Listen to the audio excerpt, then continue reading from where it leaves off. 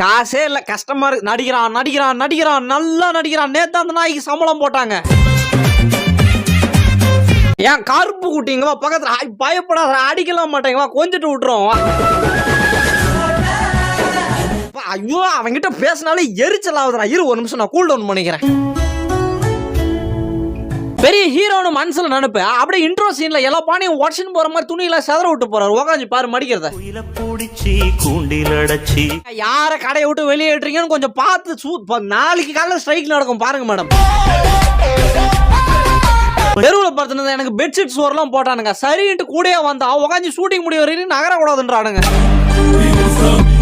சீக்கிரமா போய் சேர முடியல, ரொம்ப லேட் ஆகுது. அதால கரண்ட் கம்மி மேல போறியா? போயிருவேன். ஏங்க பஃபே சிஸ்டம் சொன்னீங்க, இவருக்கெல்லாம் இன்விடேஷன் கொடுத்துருக்கீங்கன்னு சொல்லவே இல்லை. நான் கேட்டனா உன்னை பார்ட்டி கூட்டுமோன்னு நான் கேட்டனா, கூட்டு வந்து அசிங்கப்படுத்துற இன்னுமே தெரிய மாட்டேங்குது. தொப்பைய ஒரு 3 அடி மேல ஏத்த.